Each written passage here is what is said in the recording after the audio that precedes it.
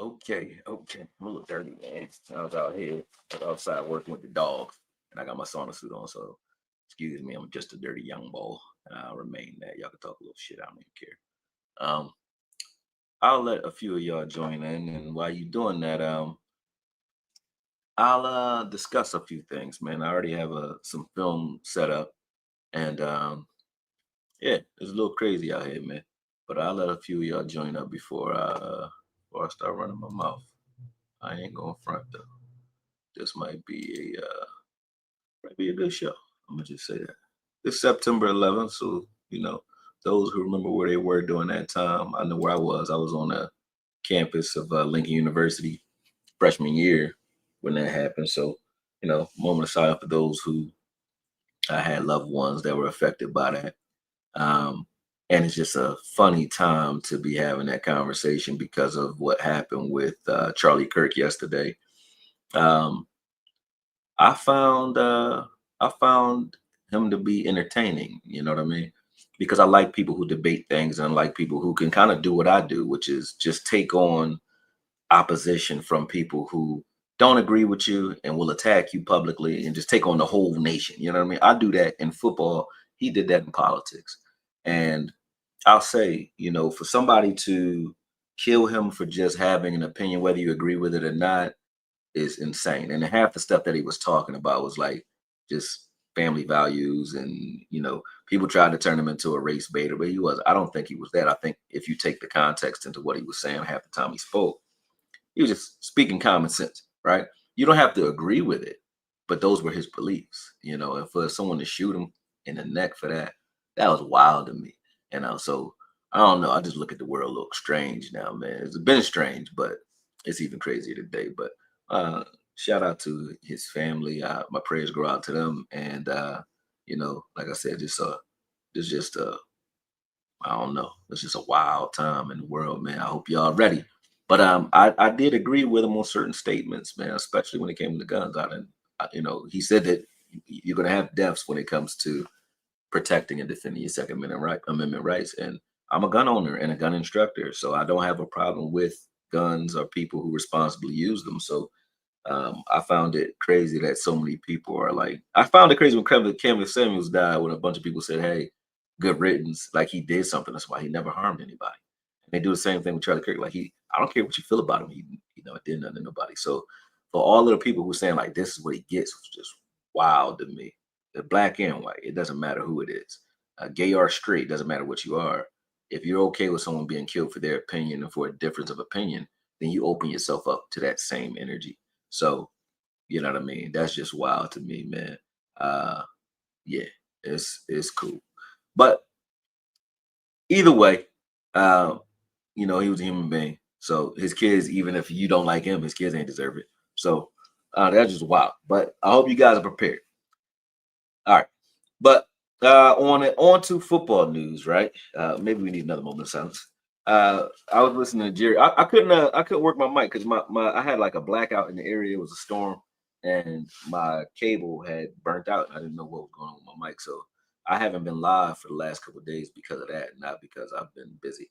I've been hoping to get back on and start talking. But I was listening to Jerry's interview on 105, The Fan, a couple of days ago, and he's talking about Mozzie and Jaden Blue. They said, "What about Mozzie from Jaden Blue?" He said, "Jaden Blue, he ain't coming back from injury, and he'll be okay." He said, "Who's the other player?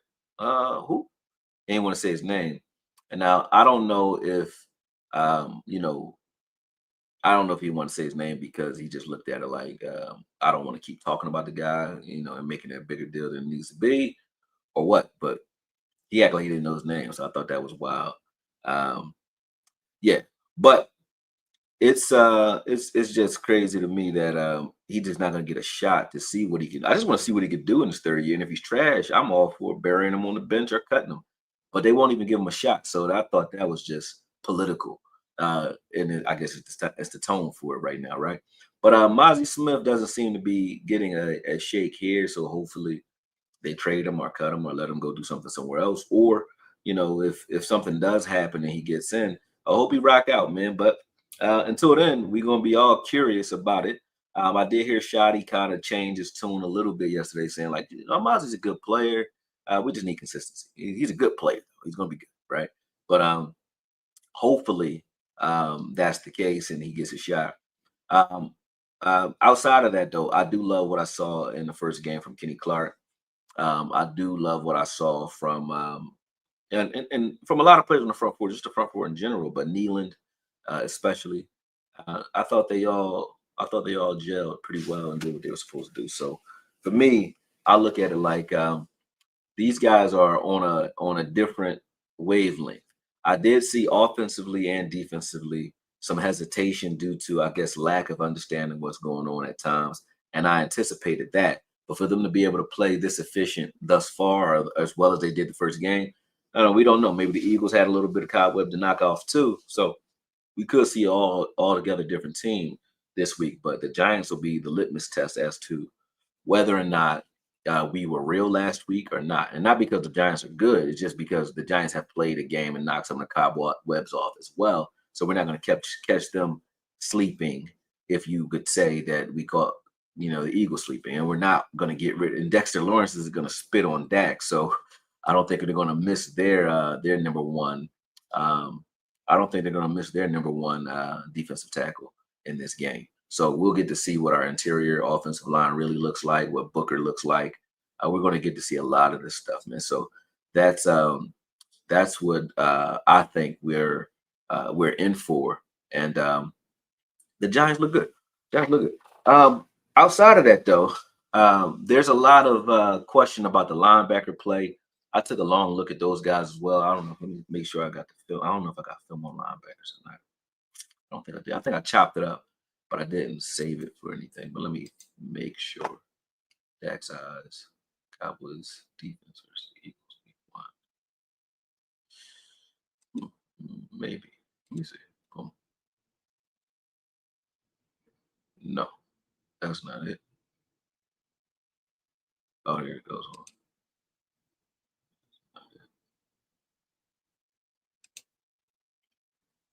Yeah, I got some defense. So we can look at some of the defense. Let me see how long this video is that I got. It's like 11 minutes long. Yeah, I can get into that later too.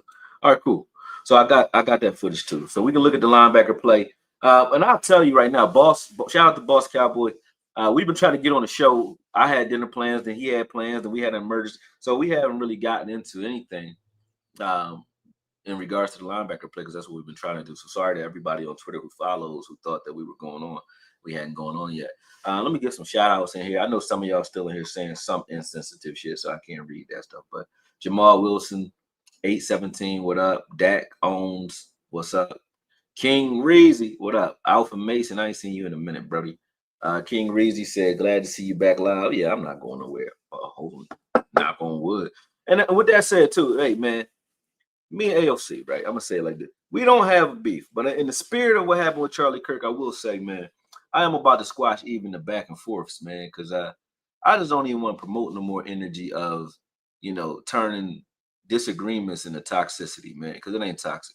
I don't agree with AOC, as I said before. He probably don't agree with me on everything, but I don't got nothing against the guy. He never did anything to me personally. I just didn't like certain things he did to other people I know personally. But me personally, never had a problem with him.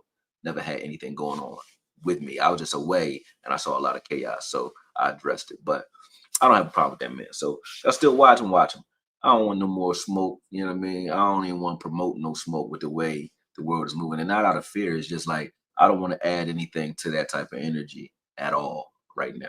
That's the way I feel. And I'm usually a troll, but I don't feel like it, man. I don't feel like it right now, man.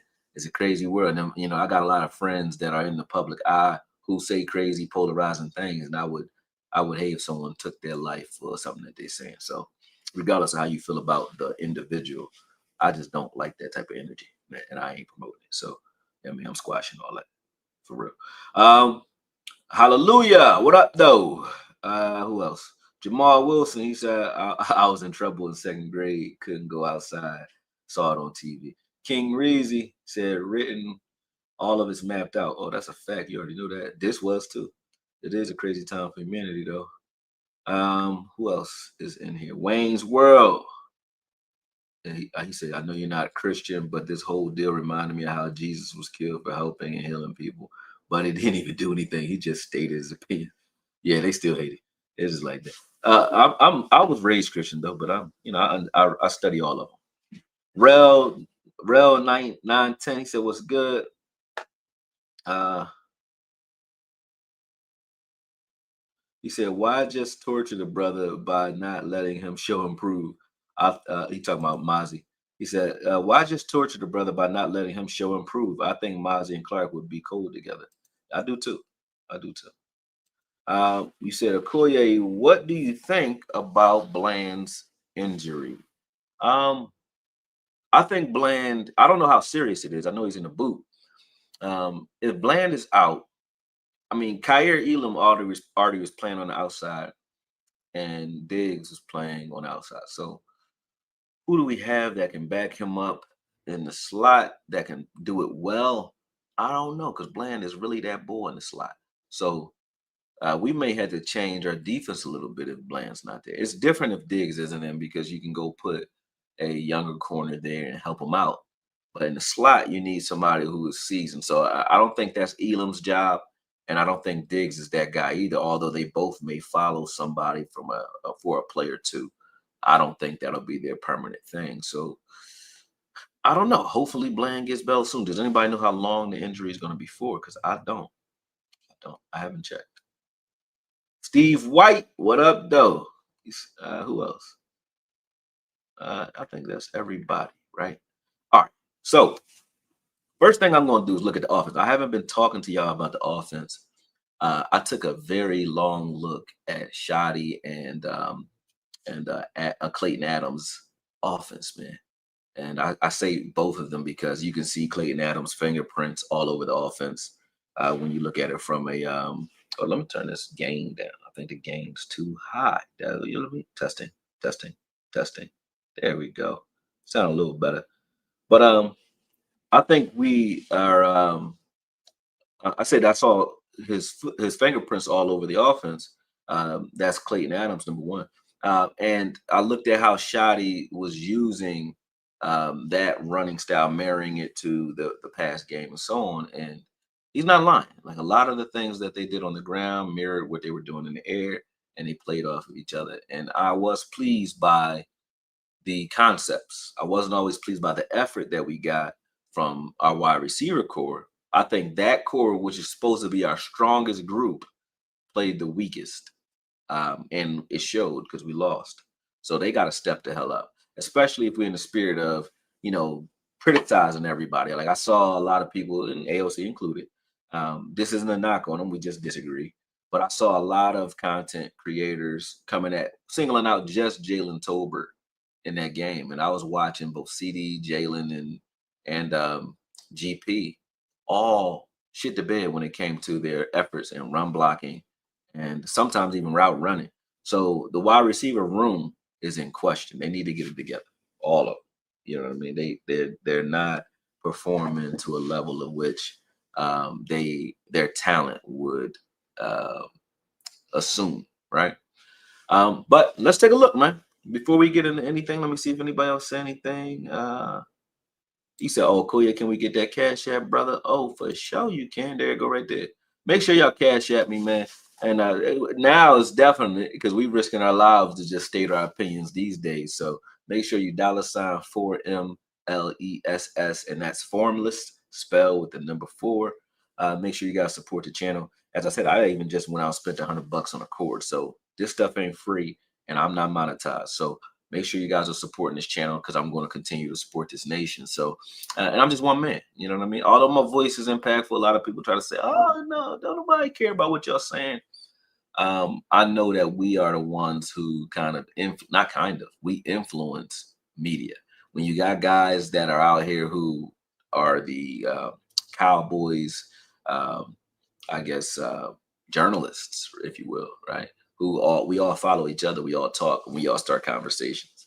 Those conversations lead to questions. Those questions we can't answer.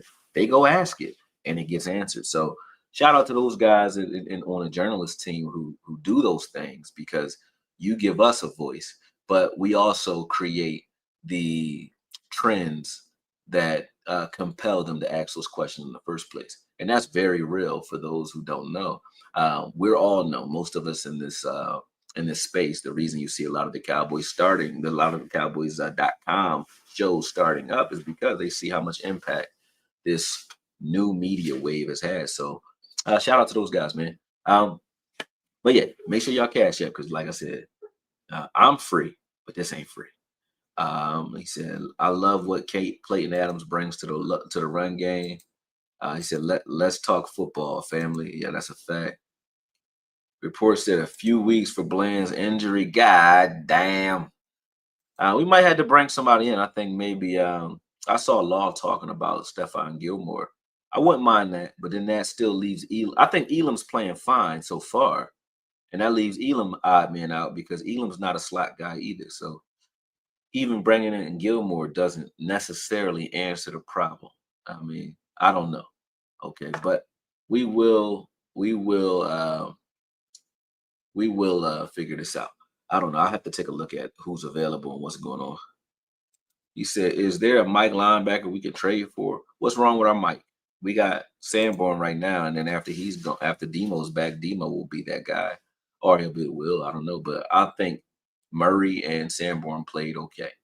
People who think that they haven't, before I even get into the film, there is no question that they played fine. Why? We gave up. People don't know when to be happy, right? Like right now, right? I can be you could be the greatest thing since sliced bread, right? People gonna find a flaw. And we played a game where the defense shut out the Eagles in the second half. We actually played more physical than the Eagles did most of the game on both sides of the ball. The wide receivers, as I said, they need to get it together. But defensively, our linebacker play wasn't bad. I think versus the run, I saw a couple of missteps. I saw some slips, but I did anticipate that due to the fact that this is a new defense for some of the guys. But I think Kenneth Murray played very good in coverage. But the reason you think that he didn't is because nobody threw the ball at him. But we gave Diggs and Bland the credit for shutting down Smitty and AJ. Well, they didn't play man all game. You know this. That means there were linebackers and safeties contributing to that effort of shutting those guys down. And it doesn't show up on a stat sheet when Hurts takes off and runs, right? Because there's nowhere to throw the ball. You don't get a coverage stat that says, hey, nobody threw the ball at me. But it's a reason that he's running is because he sees a matchup because we kept creating a mismatch by putting Kenneth Murray Jr. on Smitty or AJ in the slot. He was doing that. Eberflus was doing that, right? And guess what? He didn't give up a play. And he kept matching them up against receivers, and he's a linebacker. That's very, very good. So he played very good in coverage, played average versus the run. I'd say the same for Sanborn. Sanborn got us into the right looks very well. He slipped on a couple of breaks, on a couple of pursuit angles. I do think he needs to clean that up. But to say that he needs to go, again, y'all being extreme. What more do you want? Our defense looks better, and he's on it. These guys that are on this defense have made this defense look better. And I'm talking about versus a team in the Eagles who were up trying to run the ball. It wasn't like we were stopping the run like we used to, meaning we stopped the run with the scoreboard. We get up on you, and we stop the run because you ain't going to run when you're down more than 14 points. So that's how we used to rely on our offense to stop the run. And then they would have to hold the hell out of the football to make sure. So that's the other way we stopped the run, which was a time of possession and ball control, because we knew we ain't going to stop the run. We have to limit their attempts because we damn sure can't stop those attempts. That's been us with Micah Parsons for years. Okay. Now, a team that knows they need to run in the Eagles, who have the best offensive line and the best running back in the league and our running quarterback, could not run the ball. And guess what the nation is saying? Let's get rid of the people who did that. I don't understand y'all. I really don't understand y'all. And I'm not trying to come at the people in the chat because I think most of y'all get it. But I'm talking about just overall fans in general. It's like, what the fuck are we doing? I don't get it. We complain about anything. Even when we look better, we still complain. I don't think they want to win at this point. They've conditioned themselves to be losers. A lot of the fans. Maybe half of them. Because there's a lot of us, like 15 million Cowboy fans. But it's wild. I do want to see more Marist But I like the idea of making the young guys earn their way on the field. Okay, Clark's not a young guy anymore. Clark's on the field because he's playing fast and he probably picked things up. He understands things a little bit better than Morris. So they're letting Morris mature by watching these guys who are veterans ahead of him prepare. Morris will have to play even harder or even crazier in practice and in his reps to earn that spot. Demo had to do that last year, right? Demo was in and out of the lineup, and then he had a good game versus the Browns the first game. Then they took him out. Then he had another good game. And it was like, oh shit, you can't put him on the bench now. Morris is going to have to make those type of plays, and that only makes us better if he does. And I feel the same way for Mazi. I think Mazi's going to have to make those type of plays in practice, and I think he has been because they keep talking about he's having great practices. So, last couple of weeks, I guess he's had some great practices and then some average practices, right? He needs to just keep it great, and if he can do that consistently, he's gonna play. That only makes us better. So I don't mind it if it's a true pursuit to try to make these younger guys better by holding them accountable. I think that's necessary. Okay, so I'm not looking to get rid of Kenneth Murray or Sanborn. I do think that when Demo comes back, that Demo and Kenneth Murray is a hell of a combination, sideline to sideline, both of them. And then with Clark, Sanborn, and Morris on the team as well, our linebacker room is very good. Very good. I like all of them. They all can start. All of them. Every one of them can start. Now, we can argue about who you think should start, but I'm not going to argue with the coaches because they are the ones watching them in practice, right? Now, when I see something political that doesn't make sense, like a guy who's clearly better than someone not starting, and I know it's maybe over a paycheck or something like that, I might complain. But that linebacker room is not something I'm going to really spend too much time complaining about, man. He said Miles Sanders ain't earned it. Miles Sanders is a veteran. He hasn't done enough to get benched yet because we've seen. I mean, if that happened to Tony Pollard, you would have been mad, right? If he fumbled, we've seen Tony Pollard and Zeke fumble at inopportune time. Now, if fumbling becomes a problem, yeah, Sanders should be gone. But he played well enough in that game to warrant giving him a shot to lose the spot versus just saying, hey, you ran for a 50-yard play and then fumble, get out and never to be seen again is a bit extreme. And I said it because I was mad that day on Twitter, but that doesn't mean I really mean Sanders shouldn't play. He hasn't done enough to not be able to play. I didn't think that I didn't think he was really as passionate as he should have been though. And I look at him and just the offense skill positions in general. Those guys got to get it together outside of Javonte Williams. Javonte Williams should be pissed at these wide receivers because there were so many plays. Let's just get into the offense real quick. Let me just look at this real quick. I want to show y'all something. Let's go. Let's do it. Let me take this off here. Boom. Let me blow this up. Boom.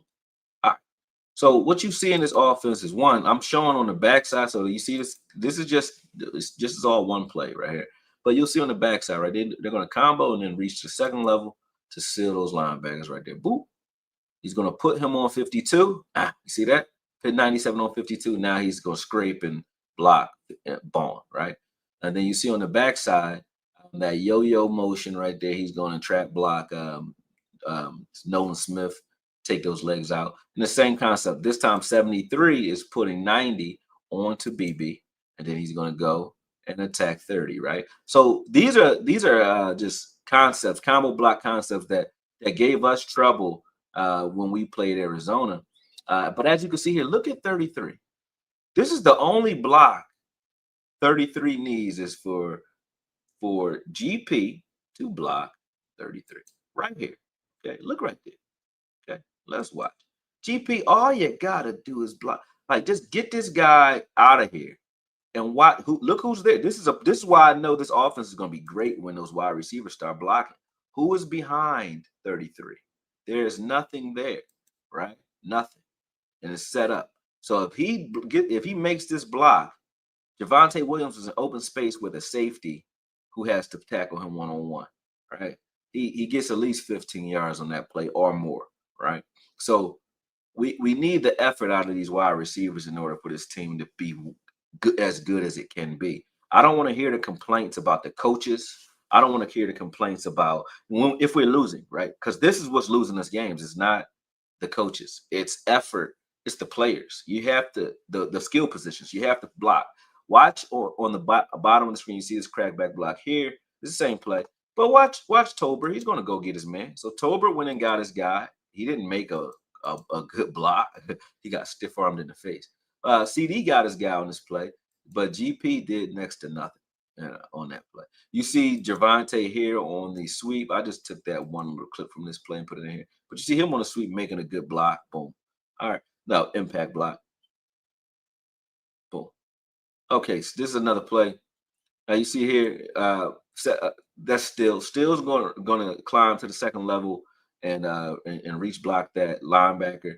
And I believe this is 52. Booker is going to seal the backside, right? And then that yo-yo motion, I like this little. I saw this in the Miami game, and I thought it was crazy. But that little like looping lead trap, it's like a lead trap block. I like this where you put your tight end on a tackle in motion instead of trying to have him hold ground. He just has to make an impact really quick and then give Javonte a chance to make a decision. But you can see what the setup is here. This setup is pretty damn good. Now, when you look on the front, let's watch this play again. Hold on, boom. All right, here. Boom. So he's reading ball, but one tackle here as well. One tackle, and it's over. If he can get past that safety, he is gone. He's gone. DBs won't win this every time, is what I said, and I do mean that. So these are the things that I saw in the offense that I did like. I love the chaos that was going on here because when you watch BB and Tyler move 94 and 90 right here. Watch this. Move the fuck out of here. Oh, let's watch that again. Watch this. Let's watch BB and Tyler Smith. They just move one-on-one. There's no combos. There's no double team. None of that. And then you see on the backside, I think that is who is that? I think is that Lipke. Is that Lipke over there? That might be Lipke. I don't know. But Lipke, whoever that is, killed 58 on the side. Boom. Well, not killed him. He stood him up. But at the same time, watch what I think that's Spanford. Him and Tyler Guyton. So they start off with a combo block right here, right? Guyton's going to put 96 onto Spanford, and then he's waiting. He's looking at Bond right now. Look at Guyton. He's watching Bond. That's who he's supposed to climb and block. All right. So here he just takes one arm off of 96 to make sure he keeps him on Spanford. And Spanford just finishes this play. And Booker is supposed to catch the safety right here in the gap. He just gets both of them, both 60 and 52. So Booker and Guyton get just enough of 53 and 24 to slow him up. And then 96, as you can see, is bent. He's done. So they get just enough there to give Javonte enough of a crease to get in there, right? This is another run play here. Boom. Let's watch this. Boom. So on the backside here, I'm going to push 97 inward, double team. And there's two traps coming off the backside. I like this because usually you only see one, but they'll pull two guys. They keep pulling two guys in unison like they do here. I like this. So they're going to create automatic space between the Shoemaker and those guys, and that's a cutback lane right there instantly. And I think that's where Williams is going. You see that? Boom. That's the crease that he wanted. And hold on, let me go back to that play because it was too fast. Slow it down, please. All right, watch this. Boom. Here we go. All right, so when we freeze that. So you see, I like getting guys moving. I think what Clayton Adams understands and what we didn't understand for years under Philbin and a lot of these guys, what we didn't understand was like we had guys like Steele, we had guys like Fredericks who played better when you let them tee off and hit somebody. Even Tyron Smith, when you let them get in space and hit them or hit something, they played way better than when than the running style we had where they were doing a lot of waiting and they were pass blocking. It looked like on run plays, and it wasn't like we were running draws. So we were just trying to outpower everything in front of us, and that blocking scheme just wasn't it for the personnel that we had at that time. Once they got a little long in the tooth, it wasn't that.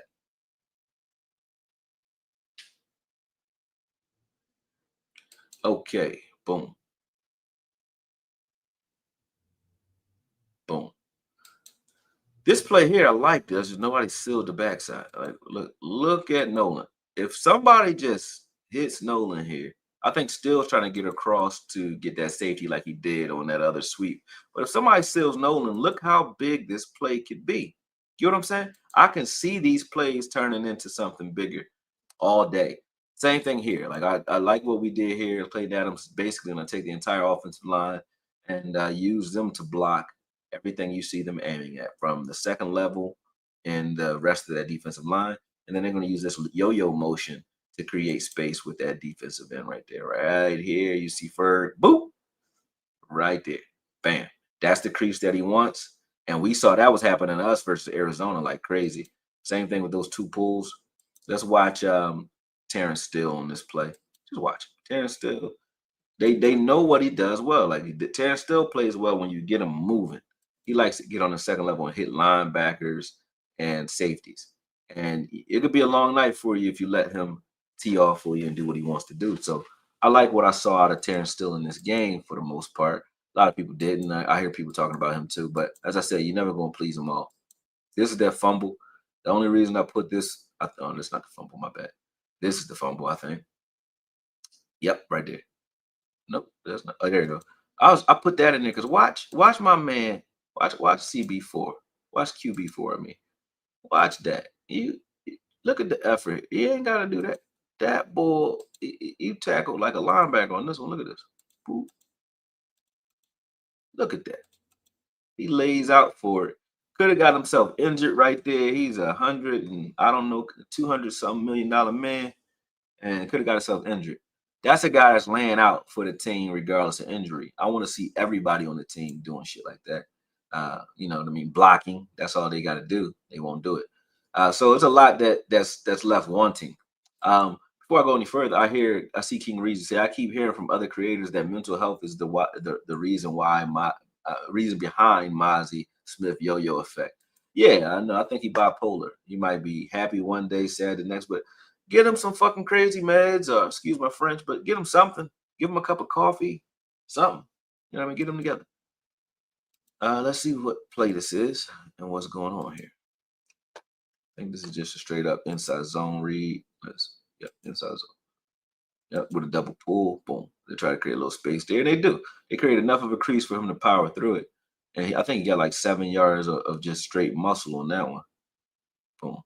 Look at the cuts. Say this one here, Jordan Davis just plays it very well, but look at how they get everybody moving off to the left. Now CD, let's see if CD blocks 33. Did he block? He kind of blocked on this one. Let's see if GP blocked on the other side. Watch to the left. Let's see. What is GP doing? Nothing. Block no one. Watch this. Let's watch number 3. Didn't even attempt to block anybody. Now, the reason that type of shit is corny to me is because it gets players hurt. If you're letting a guy tee off on your quarterback or tee off on your teammates, to me that's kind of shitty behavior, man. I don't like that out of none of our skill positions. I think I see that quite a bit. So let's look at the pass game now, right? So what you will see is a lot of pre-snap motion out of Shotty, which I like. And he uses concepts that not only protect Dak or get the ball out quick for Dak, but everything is built around protecting Dak, but also giving him easy reads and quick looks. So if you give a guy who knows how to manipulate the field, easier reads and a better scheme, how much better is he going to be where he's already able to elevate the scheme if it's a basic scheme? But now, now not only can you elevate the scheme, but he's a guy that actually has a scheme that's suited for him as well. You can see here, CD's climbing. I think this is cover 3. CD's climbing, and then he's just gonna run that out route right there, boom, or post route. Sorry. Nice throw, nice route, great concept. Jackson was trash truck juice that day. Now, I hear people saying, "Hey, Tolbert didn't know what he's doing in this play," which he may not have, right? But this was cover 2, right, or cover 4 maybe. But when you watch this play, this was the play CD dropped. When you watch this play, had Tolbert not done what he did, that safety would not be engaged. Like right here, Tolbert's supposed to stop somewhere in here, right? You can see him hesitate because you see Ferg has already occupied the deep middle. So what Dak is reading, let me show you what they're reading, right? Why this play design was, to me, I liked it. I like how they attack cover 2 or cover 4. So if this could be cover 4 or cover 2. If the corners don't hug the flats, it's cover 4. If they hug the flats, it's cover 2, right? But this is what Dak's reading, right? Or it's man, right? And I don't think he had any motion, so he doesn't know what it is. But you see, if it's cover 2, this linebacker, Bond, has to cover deep middle, like where that eagle is, right? So if he has to do that, you need somebody to occupy him so that he can't interfere with any other routes. So watch Ferg. Ferg knows he's not getting the ball right there. He's not trying to get open. He's trying to occupy the man he's meant to occupy. Look at GP's route. He's running a fade route to the outside. GP knows he's not getting the ball, but he has to widen out that safety over there, right? Now, so he's widening. Watch the safety on GP's side of the field. Let's watch it again. Boom. GP's release forces him to widen out. All right, this is all by design. Ferg's release is he just has to get up on that linebacker, and he does it. Okay, and then now watch what Tolbert does. Tolbert has to clear that nickel. He knows that he can't just sit down here because the ball's not coming to him. He's not trying to sit down. So you see Ferg occupy his man. Watch Tolbert. Tolbert looks back and hesitates right there, right? Because his only job is to keep this safety from his proper depth. That safety is not deep and able to intercept this ball only because of what Tolbert is asked to do here, which is this: accelerate into him right there, right?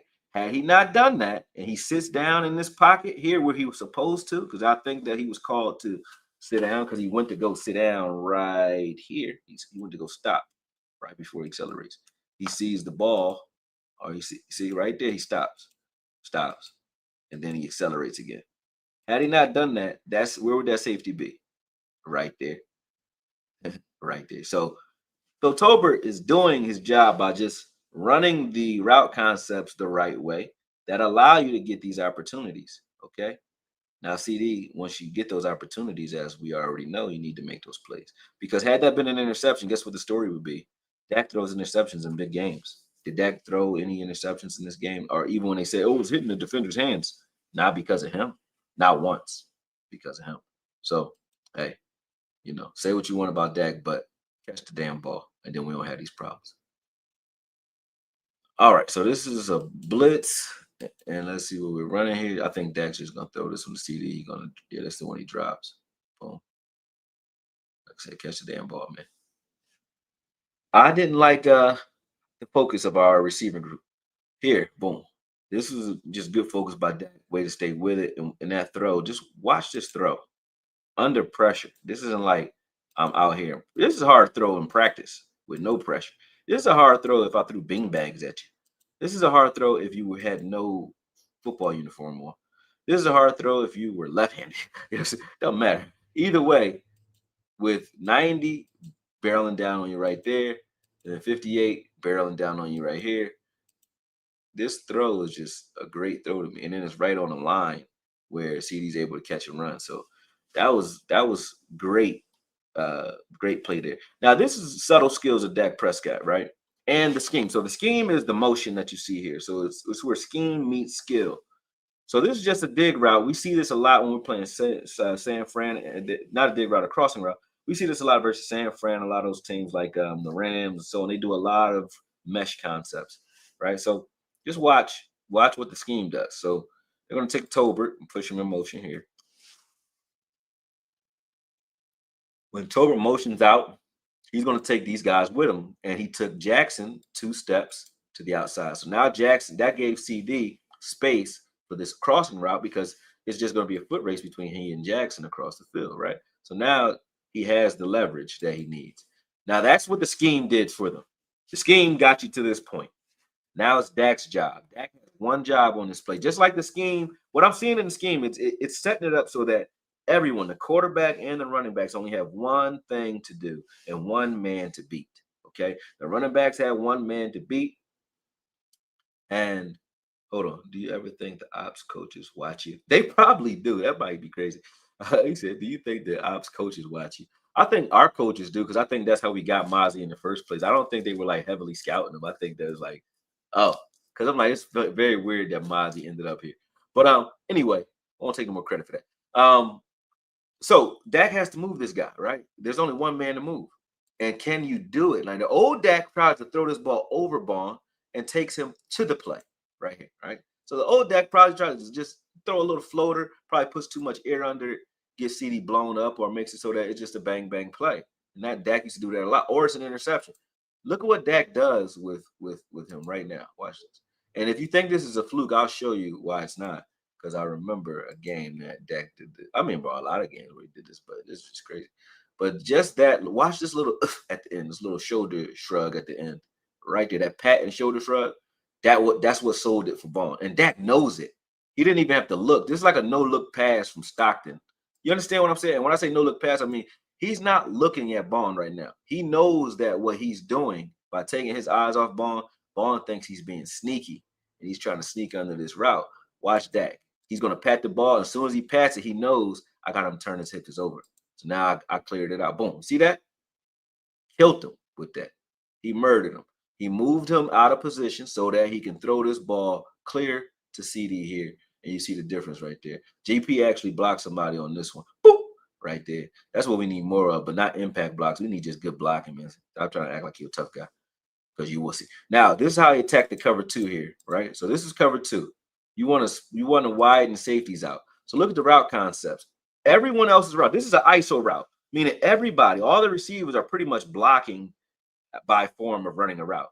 They're blocking the person that's supposed to be interfering with this route, technically blocking by taking them away from the play. So you see the short out routes are to occupy the corners on both sides, and the deep posts on both sides of the ball are to split the safeties and keep them occupied so that Ferg has plenty of room with both him and Bond to work in the middle. Now, does it work this time? No.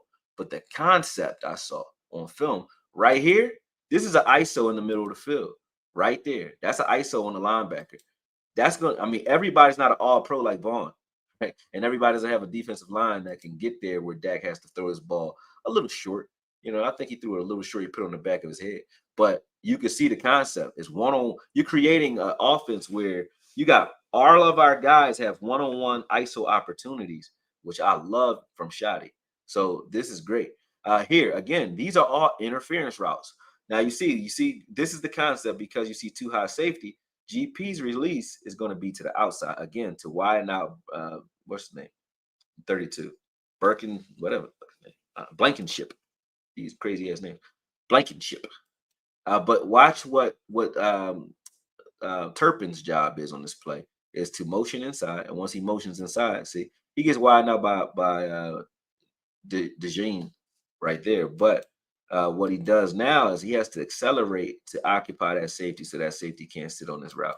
Right now, Dak's job was just to widen out that other linebacker on the other side of the field, and he does that. What I liked about this concept, though, and what Dak probably should have done with the ball, but he didn't know CD was going to shit the bed. But what he probably should have did with the ball, because what's happening down here is a one-man screen. So this is why I like Shotty. He has your real concept there. Boom. His real concept is I'm trying to hit this deep dig, right? Boom. But if he doesn't, look at what's happening. This is a whole nother play over here. You got Ferg right there on a one-man screen with a linebacker. Now, if he throws his ball to Javonte Williams right here, I think that Javonte takes off because it's just him and Ferg out there. There's nobody else over there. He gets probably more yards than what he's trying to get. But you know, he just chose not to throw that ball there. Throws it to CD, which CD is supposed to catch that, and it almost gets intercepted again. All right. So I'm gonna add myself back to the stage. But when you look at the way we've designed this offense, the way Shotty's designed it, I love what I see, man. I mean, obviously, I see more because I saw some things out of McCarthy's offense that seemed pretty good too, but they were just too inconsistent with it. That's been a theme, right? We just got to. That's even a theme with me. Why do you think I'm wearing a sauna suit? I had to be consistent, man. I've been wearing it like every day, all day. I've been working. You know, if I got something to do and it's not, I don't have to go to a meeting or I'm not interfacing with somebody where I need to be clean. I'm gonna be a dirty ball, sweaty, all that, man, with the sauna suit on. That's just the way it's gonna be. He says so. Turpin was supposed to be right there. Yeah, on the play that let me go back. Yeah, on that play that that he drops. Let me show you why. So look at what's set up on this play, right? Let me show you if on the one that CD drops, you said, you see where it is. Yeah, this play right here. So look at this. If when CD catches the ball, if he catches this ball, let's watch where Turpin is, where he catches. This would have been this is a double one-man screen. Just one of them is deep, one of them is short. It's a double one-man screen if you pay attention. Because look at Turpin. If CD catches this ball right off of Turpin's hip, Turpin's there to block. That's what Turpin's actually looking to go do. He's not looking for the ball. Watch Turpin. This is by design. Watch Turpin. Turpin's there to block. He's there to block. He's there to take 24 and get him out of there. CD catches this ball, 24 is a non-factor. See what I'm saying? So, boom. That's by design. He's either there to block or at least take his man and get him out of there. So, yeah, 100% he's supposed to be there. Okay? What people are not paying attention to is that, like, a lot of these routes, and Shotty says this. So, if you look at Tolbert and you say, we need a real number 3, he is the best number 3 that we can get right now for this type of offense. I have to choose my words carefully because he's not the best of receivers. I don't think he's better than Mingo. I don't think he's better than Flo as far as just straight up receiver shit, right? But you know how you might have a running back like Blue who may run better than Sanders, but he doesn't understand pass protection or he doesn't have effort to do it. But if you put the ball in his hands, he's great, but he won't do the other stuff that will get you on the field, right? These are the things I'm talking about where Tolbert will run a route knowing all he's running the route for is to interfere with another guy. That's it. I'm just rubbing. I'm the rub guy. That's all I'm doing. I'm not looking for the ball. He's not going to complain for the ball. He's just going to run for the love of the game, which is why he led the team in touchdowns last year, is because the coaches reward that, okay? Because he's consistent at doing the dirty shit that nobody else wants to do. You can't ask GP to say, hey, we want you to consistently run rub routes. He don't want to do that. Why? Number one, he don't want to hit nobody. Number two, he wants the ball, and he should. So when you got those guys, you got 2 guys that you got to feed the ball to. You can't have 4 guys that you got to feed the ball to. You got to have guys on the team that are okay with running routes for the love of the game because they have to get these other guys open. I think Ferg does that for you. All of our tight ends will do that. Tolbert will do that because he knows he's going to contribute in other ways, and we paid him already. And then Turpin will do that. Not paid Turpin. I meant Tolbert. Turpin got paid already because he's doing other things like special teams. And Tolbert will do it because he's just a blue collar guy. He's not the best receiver. Okay, so that's why I don't have a problem with Tolbert. He does the things that these other guys won't do. Okay, and if you had 3 guys like CD, you look pretty good as far as being cute, and they'll get a lot of receptions. But you'll lose a lot of those dirty plays. Like you will lose out on a lot of big runs because they're not going to block, things like that. Not going to block as well. So, yeah, it's a dagger concept. You understand that. Turp clear out CD, right behind it in the clear out void, on the big linebacker. I mean, yeah, breakers. You said I can't see. You know, I got my fucking, I don't know, stigmatism. So, but anyway, that's the concept there. I do like the fact that Shotty has created an offense where Dak can utilize the skills a little better. And then if you think that Dak isn't already capable of carrying a team, he's done it before, but now he's not going to have to as much. You have a run game, you're going to have a defense that's going to win some games for us. That defense that we saw versus the Eagles can win some games for us. Dak doesn't have to win them all. So if we were 11-5 a couple years in a row, and that was mainly with Dak, because if Dak wasn't firing off on all cylinders, our defense wasn't shit. Because if the offense wasn't shit, the defense wasn't shit. If the defense didn't get on you early and have like a Rams game, remember they played the Rams that time and they were like on a sackathon on Matt Stafford. If they don't jump off like that, blocking punts and doing all kinds of craziness to blow the game up early, if the defense starts off slow, those games got away from us almost every time. We didn't win shootouts because the defense couldn't get the ball back to Dak in the first place. Not a lot. Well, we got a lot of interceptions. And I can't say we didn't give the ball back to Dak. I got to kind of fix that because Bland actually had 6 touchdowns one year. I mean, what the fuck more do you want from a defense? They not only get the ball back, but Dak, you ain't even need it. We're going to score it for you. So they did help with the turnover battle, but they didn't have stopping power. Okay, they weren't stopping guys flat out. Where it's like even if it ain't a turnover, you just not moving no further. I think we got that now. So this defense, and now we're here. Let's just go ahead and look at them. Since we're here now, this I haven't done any work to. This is just raw footage. But let's watch what's going on. So here looks like at the beginning of the play we're in cover 3. Yep, we're in cover 3. And now let's watch the linebackers mainly because this is who you guys have a problem with, right? So let's watch the linebackers. Okay, watch Kenneth Murray on this play. Let's see who he's covering.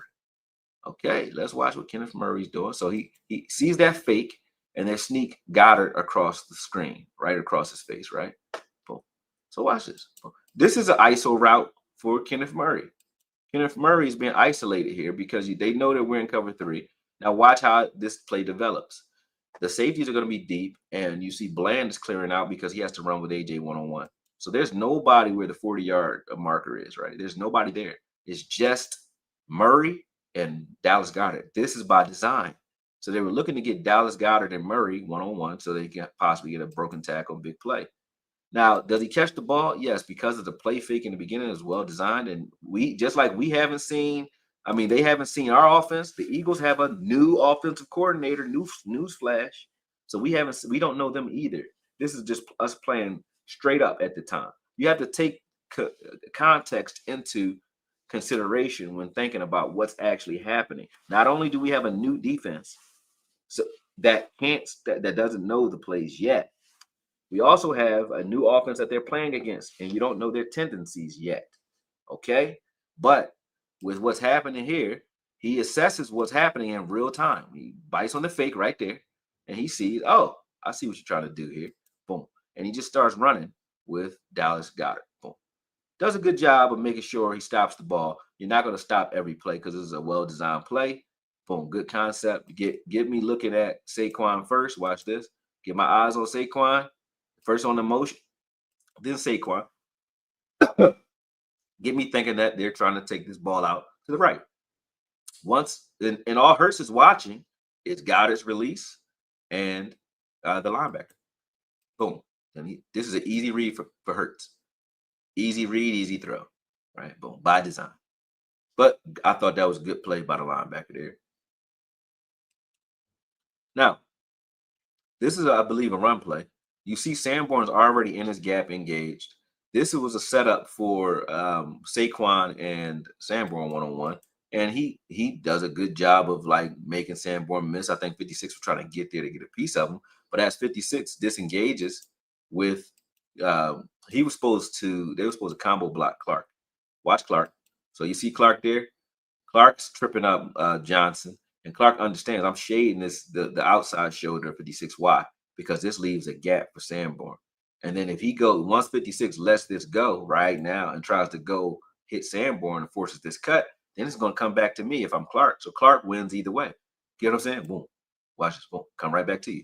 Now he gets more yards than he should have, but I had no problem with what Sanborn did here. Sanborn tried to shoot that gap and he misses. But if he'd have made that play, it would have been a tackle for loss. He got in there. That was okay. He's not the most athletic guy, but he's athletic enough and he's cerebral. So I can live with what he's doing. Now let's watch the linebackers again. Okay. Now watch Sanborn and Clark at the bottom. Right, so Clark's actually watching around. Watch Sanborn and Murray at the top. And Murray's playing I think he's playing Sam, linebacker. And Sanborn's playing Mike, right? Watch this. So watch Murray. Murray bites on the play fake first, but then he says, okay, I'm gonna reroute. Who's that? Dallas Goedert. Now watch Sanborn though. Sanborn understands what's going on now. He's running underneath AJ, running with AJ, because Dallas Goedert has hurt Murray's arm, so Murray's not even in the play anymore. He's just sitting there wincing in pain, right? And what happens? Why? Now let's watch why he did that.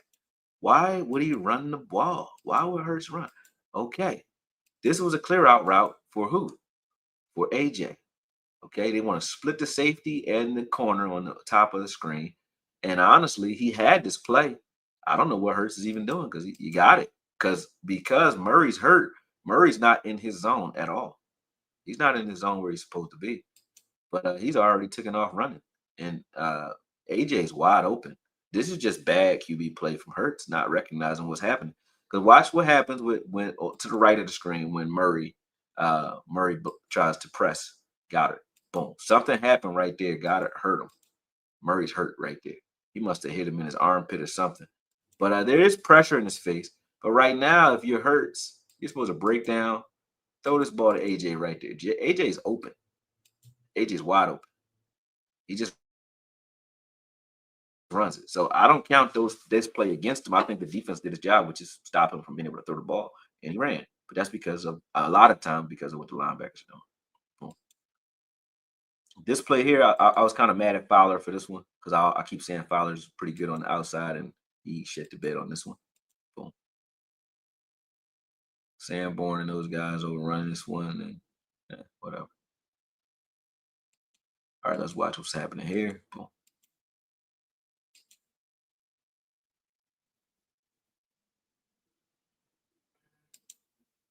Let's watch Murray at the bottom of the screen. Who's he covering? Murray's covering the flat. Sanborn and Hooker are covering the short middle. And then there's Clark at the top of the screen covering the flat as well. Boom. Just a good bang play. Nothing special happened. Hold on. I'll get to your questions in a second. You guys are asking questions. You guys want to ask questions, send the Cash App or do something, and I'll jump up there and answer your questions in a second. But right now, I'm looking at the film back. Or just do something where I can see what you're asking up here. I can't differentiate because I don't have super chat. Boom. I thought Malik Hooker played some of his best football this game too. I like Malik Hooker again. He was getting on my nerves last year. I think maybe he was a little banged up, but I like what he put on the film this game. And then I like the fact that Dono's kind of hiding in this defense, sort of like Cam Chancellor. You're not going to ask him to be in coverage as much, but you want him to do the things he does well and mitigate the things that he doesn't. And I think they did a good job the first game anyway of hiding him in coverage by using the linebackers really. All right, let's see what's happening here. Okay, I think this is Solomon Thomas. Boom. Solomon Thomas gets taken down here as a Raku as well. All right, and then Jay Toya is being walled off. Shipley gets in that gap and gets himself some yardage. Boom. So they run right at, I think they run right at Jay on this one. So you can see the Kenny Clark, the Kenny Clark effect is real in the field right here. Boom. As soon as Kenny Clark's off the field, they run right at it. Like we're gonna run right at the young guy. Boom. But look, watch the linebacker play. Let's watch it again. So watch Sanborn. Sanborn is over the top of this. Boom. He's right where he needs to be. So is Murray. Murray's right there. So is Clark. They all meet at the ball. All the linebackers. That was okay. Yeah, I wish they would have stopped it a little sooner, but that was on the D line, not for them not stopping that. So swing route. I didn't like what I saw from Murray on that one. Let's watch Murray on this one. Watch this. Little swing pass, little quick screen setup. It's like a tunnel screen. Watch this one. Well set up. All right, but watch now Murray's at the top of the screen right now. I mean at the bottom of the screen right now, being engaged by number 2. By don't ever get knocked out of there by a wide receiver. Docket or whatever. He got spunt by a wide receiver. Didn't like that, Murray. But other than that, cool. I didn't like that. Let's watch it again. It's the same play, yeah. You don't get spunt out of there by a goddamn receiver if you Murray. You get an opportunity to hit Dotson, you take him the fuck out. Like, just hit him. I don't care if you don't even make the play. Every time you get an opportunity to hit the little man, get him. Now your linebackers here, watch this. Watch the initial wave. They attack their gaps aggressively. Boom. Get downhill. Everybody attacks. Even Clark, who is one of the softest linebackers I thought for years, But I like what he did there. He got held a little bit, I think. And when we watch from the other angle, you'll get to see what was actually taking place. Let's see.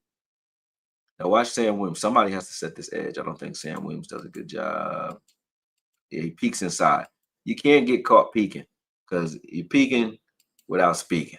And you're going to get caught if you do that. But instantly you saw even there, they're not running at Kenny Clark. They're running outside. When they tried in the middle, there's nothing. All right, this is an empty backfield. What are we in?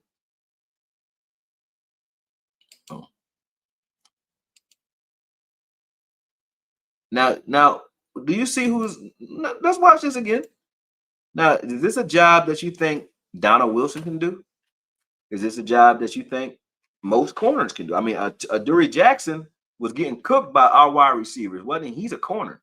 He was getting cooked by our wide receivers, right? Who do they have covering Smitty in the slot? You can't ask the average linebacker to do this. So when people say Kenneth Murray is trash, they're not watching his reps. The ones that it's the shit that you don't. Oh shit, man. Where is it? Where's that play? Let me see.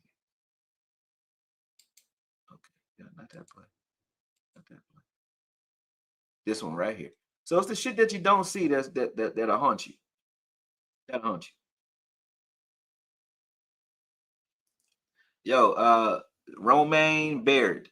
I don't know you, bro.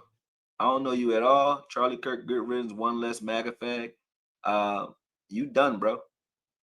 Anybody come on my page promoting death, violence, and anything like that towards anybody, any race, creed, or whatever, you getting the fuck out of here. I don't like you. So get the fuck off my page. I see you. You banned. You're done. Don't come up here with that shit, bro. I'm not playing with you. Nobody. I don't care who you is. Don't do that.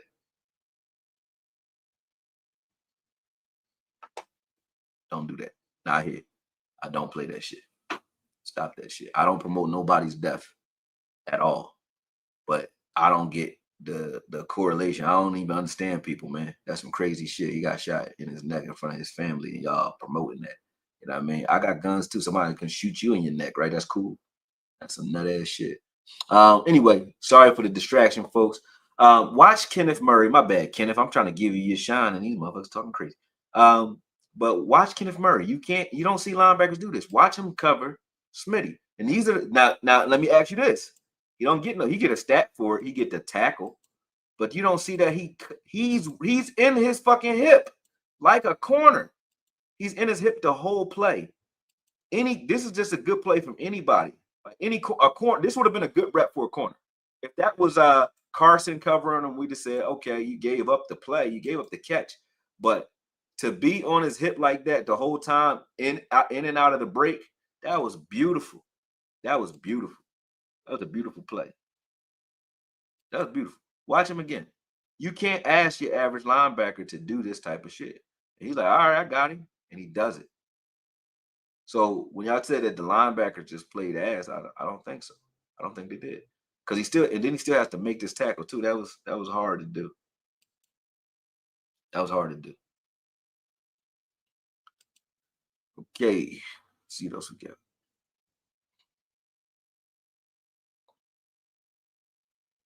Boom. See, this is what I said. Fowler, man.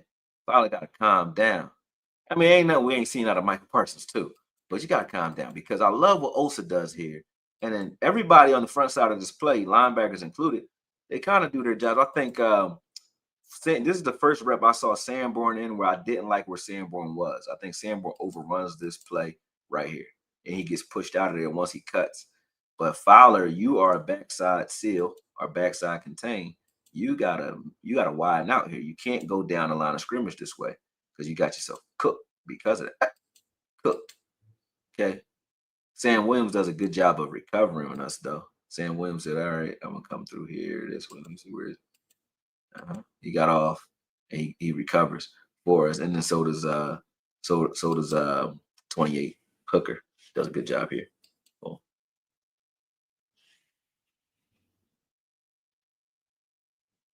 Another open field tackle by Murray. A difficult open field tackle at that. Let's watch who's that? Bland. Bland's covering the shit out of that cross arm. So this is what you're gonna miss. And these are the plays that we'll get hit on when Bland's not in there because Bland doesn't give these up that often. You see how he knows he reads look how smart he is. Watch this. You can see how smart he is on film. The play is called for stat coverage. So he's in stat coverage, meaning he's right on top of it, right? But he knows I got safety help over the top, right? And to the outside, maybe. I mean, and if it does go outside, hey, I'll chase that further because you look at where Hurts is. Hurts is on the opposite hash. So if Hurts is on the far hash of the field and he wants to throw an out route, he's probably not throwing an out route. from this distance to the opposite side of the field. He's not going to do that. Right? It just doesn't make much sense because you got too much ground to cover, and that gives Bland a lot of time to jump under this. Right? Now watch this. He steps inside right there, right before the snap. You see that? That gave him everything he needed because he knows where the play is going. Bland's a genius. Watch Bland right there, boom. Now watch how he hugs this route. There's nothing for that. You don't got nothing on that. Damn, man, I keep hitting the wrong button. I'm sorry, y'all. I'm not that far right there. Right there. There's nothing for that crossing route. Now let's watch Kenneth Murray on the opposite side of the field because that's where Hurts wants to go is where Bland is. He wants to hit Smitty on this play, right? But he has to check down and hit Goddard. And Murray does his job. He sees it, chases it, tackles it, stops the ball right where the ball, right where he catches the ball. He stops him right there. Boom. Good open field tackle. Why do we hate this guy? I don't know. Did okay so far. All right, boom.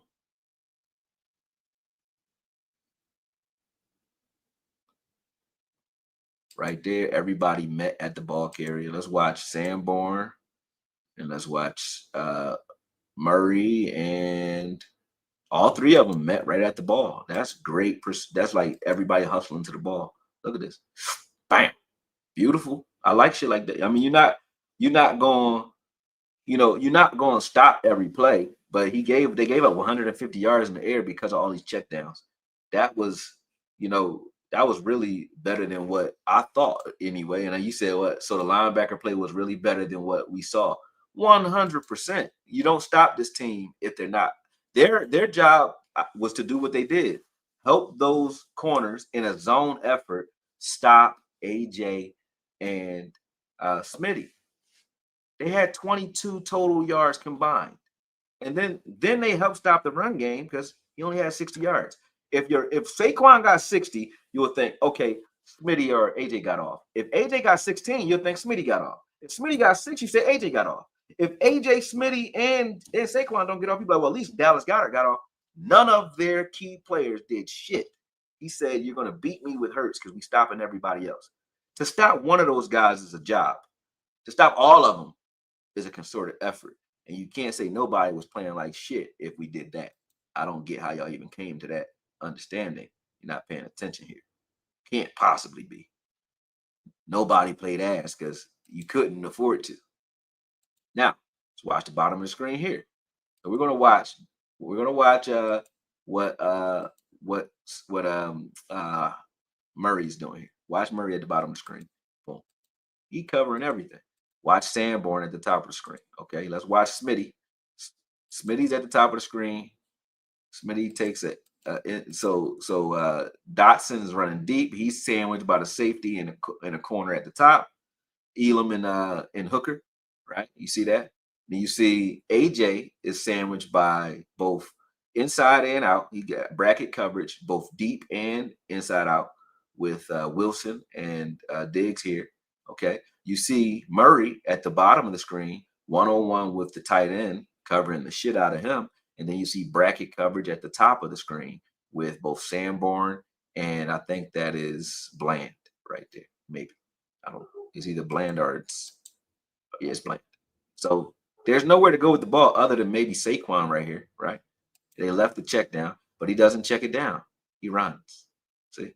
So he's running because they're doing their job very well.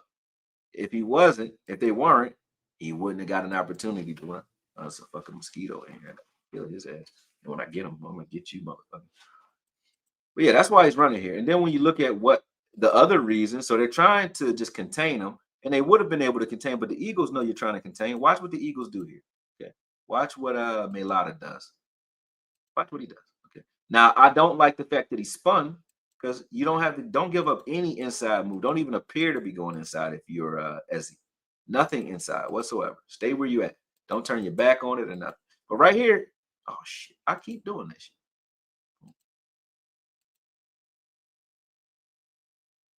I'll show you. Right here, boom. Right here, you're good. You kind of contain. There's a little gap right there. There's a gap in the middle, but as he tries to close that gap off, and when he does, look, he's being held right now. He's being held. That's a hold. This is not calling it all. So for everybody said we should have spied, we probably should have spied, but they were trying to contain.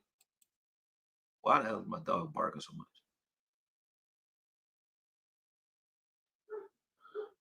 I'm about to go get him, man. Hold on a second. Let me tell my dog to shut up. Y'all hold that. Sit tight because he think the mailman here or something.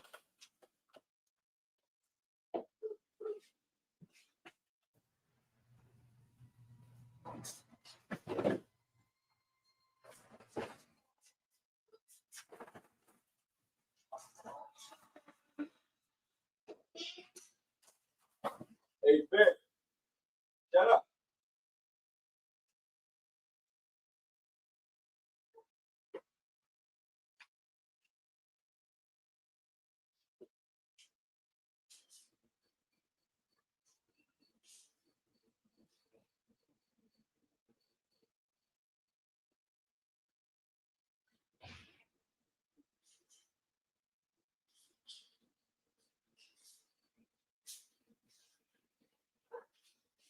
Shut up, Nyla.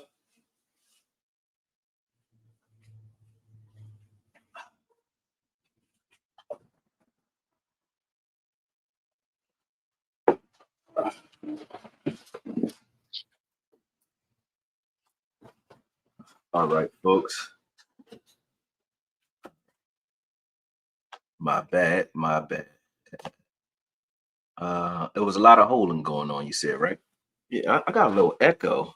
I don't know. Maybe you guys don't hear it, I think, but let me take these headphones back off my ears so I don't not hear it. He said, "This is why I started watching all 22 so I could argue." That's a fact because if you're not watching all 22 and you think you know what's going on and you arguing with me, I do sound arrogant on Twitter to people, but that's because I know I do the work. When I go and argue with somebody like John Owings or any of those guys, I'm arguing with them because I might not agree with a narrative they have, but I look at them as equals. And I'm not saying it like we're elite. I'm just saying I know that they watch an insane amount of film too and know what they're looking at. So I'm really just debating, like, well, you don't see this too? And I know they see it because I know they'll do the work. But when I'm arguing, when I'm coming back at somebody and I kind of dismiss what some of the fans say, it's because it's not like you're doing something wrong. Even if you are watching all 22, you might watch it. That's cool. You know, I ain't hating on you. But I know you're not sitting here watching it as much as I am, and you haven't put in 10 years. I've been watching film for 10 years, for a decade, man. So you gotta take that into account too. Now I know some of y'all jumped off, so make sure you hit the like, subscribe button, go on Twitter and share this joint. I haven't done it, so let me do it my damn self. Let me see. Let me go to invite. Where's the button? Copy. Oh no, not to the stream. Don't do that. I'm gonna go to my channel. Hold on a second. Let me make this shareable.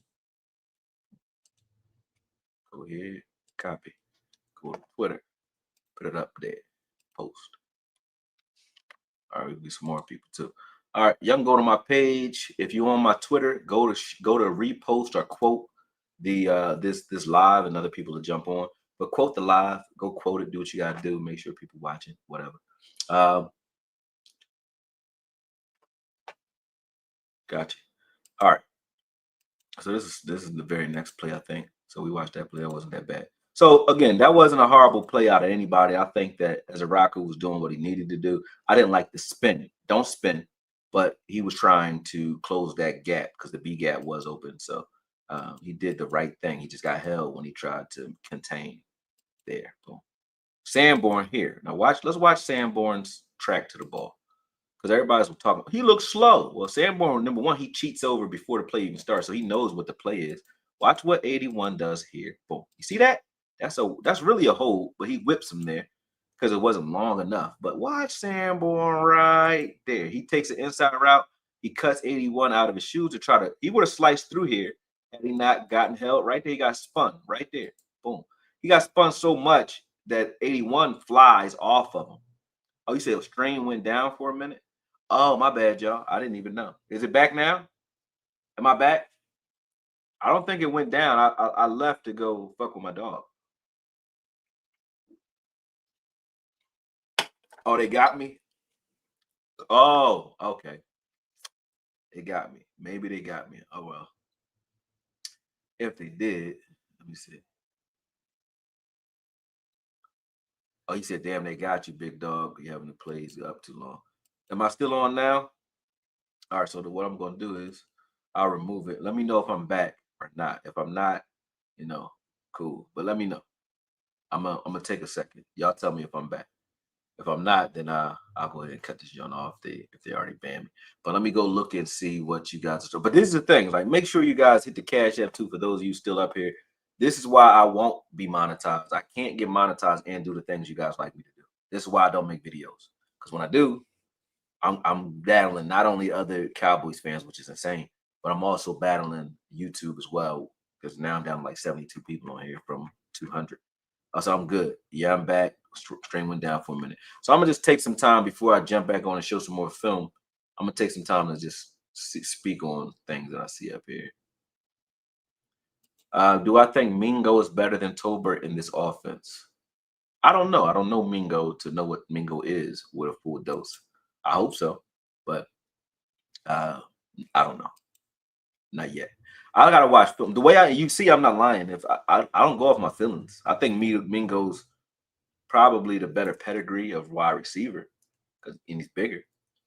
But I don't know why he didn't catch on in Carolina. I don't know if it was quarterback play or maybe his attitude or the way he plays ball. I don't know. He hasn't been here long enough for me to know how well he adjusts or how well he plays. He said, "Well said, man. The best teams ever coached the teams ever coached the teams to go all the way are the ones that are just that. They are a team. They are a team. You don't have period. You don't have any any punctuation marks in this, so I don't know like what you're saying yet. It's all about sacrifice, and you're right. You get rewarded for that. That's a fact. You talking about Tolbert? Good point. Good point. Uh, Coaching staff wants overall consistency. Yeah, you can see that that's the culture. We show up and we do the same things every day because those things are what create winning. If that's why you're not playing Mazi, I really do get it, especially if you're just trying to light a fire under his ass. I get it because what I want from Mazi, so he can actually prove my point, is to do the things he does when he flashes all the time. If he's doing that all day and he gets one bad rep here or there, I don't care. But if he's showing up that way all day in practice and in the games, you're gonna have a great Mazi Smith. If you allow him to keep going out there and say, all right, I'm gonna give you 10 good reps, and then I'm gonna load for another 10, or I'm not gonna look as great because now I know I did something, so I can kind of settle that. You're not gonna get it. I got guys that I coach, right? A fighter that I coach, Hop, great fighter, great. And when I say that great, I mean I've been watching boxing and coaching boxing for a very long time. I've been boxing since I was 7 years old, so more than 30 years I've been boxing, but coaching it for the last 15. And I've seen a lot of fighters come and go. I've had fighters that have sparred some of the best in the world or fought some of the best in the world, right? Now, shout out to Anas Masaudi. That's one of my guys, one of my fighters. We prepared J Rock for his unification bout against Julian Hurd. So I watch guys who have skills and talent, but I got a guy who really has it all. I mean, and you know what's weird? He got the same problem Ozzy got, and they got the same birthday or day apart. Maybe it's a Gemini thing. I'm not even lying. He's up and down too. Where one day he's a killer, the next day he's a fucking zebra. I don't know. He's predator or prey, depending on the day. And I'm like, you got to get consistent because he has long arms, great punching power, great speed, explosiveness. He's tall for his weight. He's 140 pounds, and he hits hard as fuck. He can't do it. And he fight like a Mexican when he wants to, and he can box off his toes. He can fight going backwards, going forward. He can do anything I ask him to do. It's just he won't. It's like he doesn't remember himself, and he don't have a killer in him. But he got the tools. Like if a killer had his tools, like if Sanborn had, if Mazi had Sanborn's mentality or Solomon Thomas's mentality, God damn! If Solomon Thomas woke up in Mazi's body, he would be a beast because Mazi has all the tools. He just goes up and down. So I do get that assessment. When I hear Shadi say that, it doesn't like I'm not disagreeing with him. You know what I mean? I never disagree with anybody not liking Mazi for the record. I disagree if you don't lie on the man and say he's never made plays and he can't shed a double team. Those are the things I'm attacking. I'm not attacking you not liking him. You could not like him. I don't like certain players on our team now. I don't give a shit. You know what I'm saying? That's not a thing I care about. I'm not gonna lie on the players I don't like. When I don't like you, it's because of something you're doing that I can point to. Other than that, I'm not gonna say I don't like you because I don't know you. And I ain't gay. Excuse my French for anybody who is, but I ain't trying to do nothing with you. So I only like you for football. I don't like you because of the colors you wear, because the how your uniform look. I care about none of that. I care about how you play football. Okay, it said Demo and Rebel will help our D. Yeah, back in November. We gotta wait for that. It was a mixture of bad QB play in Carolina and his confidence. That's from Mingo, right? Akoye, who you got? Bud Crawford or Canelo? I got Bud. I think Bud is going to outbox Canelo, but I thought Bud was going to win this fight. I did until I watched him fight Madrimov. I just watched the Madrimov fight the other day. Madrimov was punching through Bud's guard and hitting him whenever he wants. If Bud stand in front of Canelo and get hit the way he got hit against Madrimov, Bud not winning this fight, bro. It's gonna be bad. He can't block any punches that Canelo throws. He's gonna have to stay on the go, and then that's gonna make him tired. And Canelo ain't gonna get tired of chasing your ass. So Bud better have an anvil in his glove, and he better be ready because I looked at Bud, and I do look at Bud as a strong guy, and he has enough pop to be able to keep Canelo honest, but he don't got the defense to keep him honest. Like he ain't Floyd, and if he gets hit too many times by Canelo, it's gonna have its effect. But I liked Bud all the way up until 2 days ago. I started watching his fight versus Madrimov, and this is the way I break down a fighter. Right, I take a guy and I say, okay, you might not be able to beat this guy at this, but what does he do wrong? Or what does he do that you could take advantage of? And when I'm looking at Bud from that angle, Bud, his bravado will get him in trouble, meaning he'll fight you the way you want to fight. If you say, hey, pussy or bussy, you can't beat me toe to toe, he'll try to fight you toe to toe because you said that, right? Because he's a tough guy. That's number one. That's so you can get in his head. That's one. You ain't gonna get in Canelo head. He gonna fight you the same way no matter what. Number two, Bud is a guy that can get hit. He has great offense. His offense is his defense. Canelo's defense is his defense. So he could sit right in front of Canelo and not touch the guy. Since I already got banned on this one, I'm gonna show you what I mean with the. Oh, I'm show y'all. Y'all want to? Do y'all want to watch a boxing clip? If you do, because this is a football video, so I'm not gonna bother the football guys with boxing shit if you don't want that. It'll be a short clip though. I know it's not. It's like 10 minutes long. I don't want to do that. Never mind. Don't even say you want to watch it because I don't feel like it. Because it's too long and it's gonna take me off of my topic. But I got Canelo. Now, he said stream went down for you too. Is it down now? It's back up now, I think. Spence, what's up, my bro? I just seen Suge earlier. I was down City Hall messing with Suge, man. You have to put Mazi in position to win. That's a fact, and they haven't done that. I do tend to agree Mazi's issue isn't physical, it's mental. Dog mentality isn't optional at the D-line position, in my opinion. Yeah, I think that he's too up and down. But like I said, I don't know, take a shot at Henny. Whatever you got to do to get that edge, everybody does something different. Back in the day, they used to do cocaine, man. So the LT. Some of them get drunk. Some of them get drunk and high. Some of them just angry, like B-Dog. B-Dog could pray for you and then try to murder you. Like, I don't know what he was on, but I want a lot of that. You know what I'm saying? I don't know. That's what Takeo Spike says. I don't know what he's on, but I want some of it. That's a fact because B-Dog would do that to you. Roy Williams will smile and ask you how your parents doing, but knock your life out you. And Darren Woodson will try to knock your head off like he did Jackson and then pray for you. So it's like you had a lot of people who just didn't need no edge. They ain't need no turn up. They could just turn up. But if you can't, you need to do something to turn up. You need to do something. Mazi definitely do need to do that. Let me see what else y'all saying in here. See, I never really knew what I was watching until I started watching Dude, I gotta support. It's a whole different language. Oh, you talking about watching football? Yeah. He said, I hate to get off topic, but please do a breakdown of Saturday night's fight. Smith said. I think I just broke it down though, right? But I'll say it again.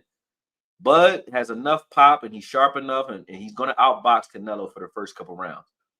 But if Bud tries to exchange with Canelo before the 6th round and he starts to slow down by getting hit on, Canelo gonna punch him on his, watch this. You're gonna punch him on his arms, his hips, and you're gonna hit him to the body so that he can't run later. Canelo's not gonna try to knock him out in the early rounds. He's gonna try to hamper, he's gonna try to wound him. He's gonna try to slow him down by hitting him in his hips, his arms, and his body.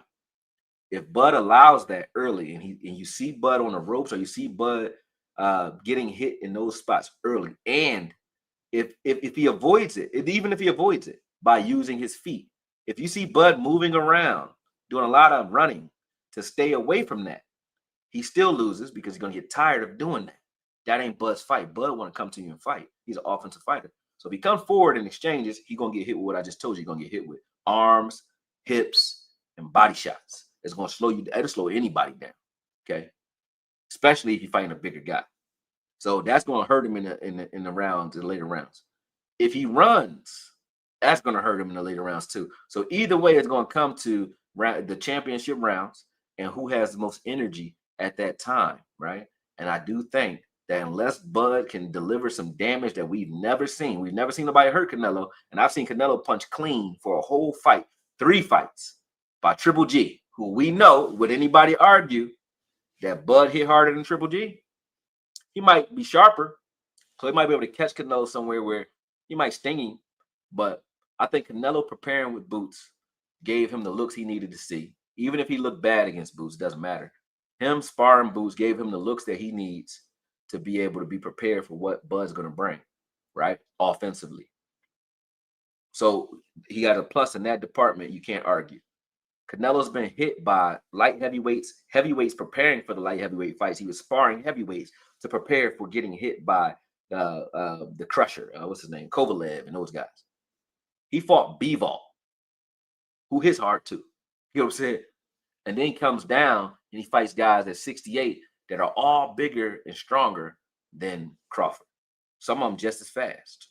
So he ain't worried about the speed or the power of Crawford. Can Crawford deal with what Canelo going to bring in the later rounds, though? That's the thing. That's the edge that goes to Canelo. If he can deal with that, Crawford would be one of the greatest fighters I've seen ever. Because that's the question that I have that I can't answer, that Crawford has to answer for himself. And if he can answer that, I give him all the credit in the world. But I don't think that the chips are against Canelo in that regard, because Canelo only lost to Bivol because Bivol was bigger, and the stuff that Canelo's going to do, which he did to Bivol too, like punch you in your arms and shit like that, it didn't hurt Bivol because he's bigger. Well, the same rule applies to Bud. The things they was able to do to Spence that would like get Spence off balance, like Spence would catch Bud, and Bud would just roll off of it and hit him with some shit because of Spence. Canelo's not Spence. Okay, so that was gonna be good. That's gonna be good. He said, "Do you think switching from softball to conventional constantly is a real advantage?" Yep. Anything? Well, think about it this way. Anything I do in the ring that makes you stop and think is an advantage. Every time he does that, you have to change your game plan. So it's an advantage because it gives you something else that you have to prepare for, which means you can't just prepare for one style. You got to prepare for multiple styles, which makes you scatterbrained preparing for a guy like that. So automatically, before you even get in the ring, it's already giving you an advantage because of what you have to do to prepare for it. You can't just go bring in a bunch of conventional fighters to spar against. Now you got to find great southpaws and great conventional fighters, right? You got to go get Boots who can do both. You know what I'm saying? So it's definitely an advantage. He said Bud went and saw Floyd, didn't he? I don't know. I think so. You saying he in a lose-lose? No, I'm just saying like he can't run and you can't exchange. So how you going? This gonna be a fight. Bud got to fight Canelo. I don't think that's the best way to beat Canelo. Fighting Canelo, fighting him. Floyd did not fight Canelo. Floyd just outmaneuvered Canelo. You could beat him doing that. Bivol did that. You could do that. When he looks bad, it's because he doesn't have great footwork. You could do that. But if you want to beat him, you got to fight him. But if you're Bud, because Bud is not going to run. He's not a boxer. Bud's not a pure boxer. He's a puncher boxer. A puncher boxer means a person who thinks like a puncher but has boxing skills. A boxer puncher is a person who fights off the back foot. Like Ali is a boxer puncher. He fights off the back foot, but he can hurt you. But he's not looking to hurt you. He'll let the fight come to him, right? Sugar Ray Leonard he fights a boxer puncher style, right? Floyd, boxer, pure boxer, right? Not a puncher at all. Bud is a puncher boxer. So I don't think that style works very well for him in this fight.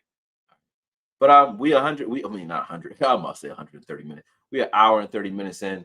I'm not gonna put no more film up because, like I said, I'm not trying to get banned. I will go up and answer some of y'all questions. Make sure y'all are supporting the channel. Hit that cash app when you can, and don't send me no dollar. I don't need no dollar. I'm not even playing. I'm grateful for everything. If you only got $1, send me $1. But don't send me no damn dollar. Don't do that. This shit don't cost no dollar in here. All the stuff is paid for by me. So at least support that. All right. Akoye, what is the plan against Russell Wilson? I think Russ he throws a great deep ball, right? So we already have a style of defense that kind of mitigates that with the 2 high safety looks, right? I think we'll do well with that. But he's not going to run as much as he used to. I don't look at the Giants as a team, and I'm scared to actually put the footage up right now. Like I said, if I get another strike, this page is gone. It's done.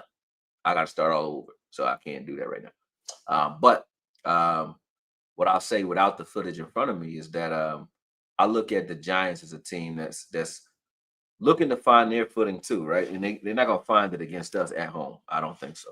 I look at Russell Wilson. The way you stop him is the way you always stop him. You contain him. You play him like you play Hurts, but you force him to check down. You don't give him any big plays. That's the same way we play Hurts, but he's not going to run as much as Hurts. So to beat Russell Wilson, you keep that's really what's wrong with Russell Wilson. When people saying they don't like Russell Wilson no more, he doesn't run as much anymore, right? But you can keep him in the pocket now because he's not trying to run. You know what I mean? And he's not the tallest of guys. So keeping him in the pocket actually affects him, just like it affects Kyler Murray. But Kyler Murray is going to run when you do that. Hurts is going to run when you do that. Russell's not going to run when you do that. So if you keep Russell Wilson in the pocket and we play exactly the way we played versus Hurts, we won't need the spies. You know what I'm saying? We'll be able to contain him. And I think that I think this is going to be a bad Joan for the Giants, just personally speaking. I don't know, but I think. So we're going to see how it goes, but I think it's a bad Joan for the Giants. What's the biggest threat on the Giants offense? Neighbors.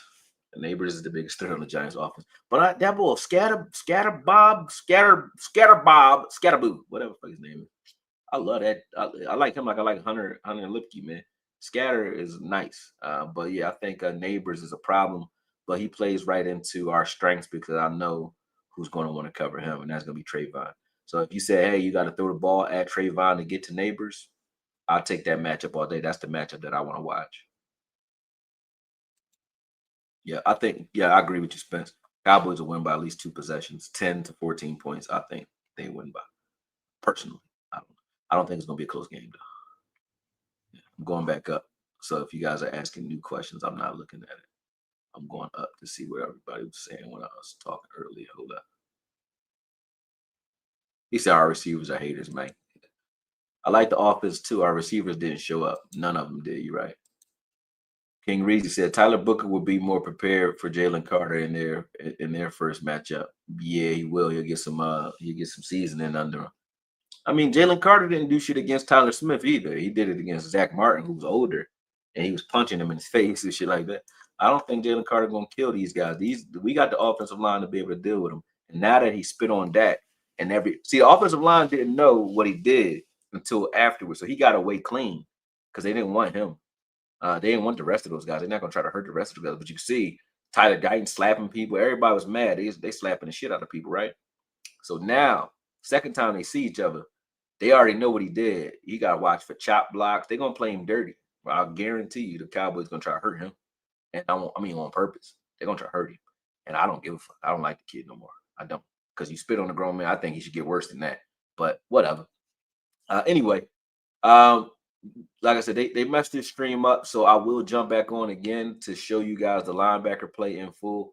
But for now, I'm gonna cut this one short because I don't want to get another flag. Let me see what the questions are that you guys are asking out here at the bottom. He says scat is from my hometown. Scatter Bob. Scatterboo. All right. I'm out, y'all. Appreciate y'all. Peace.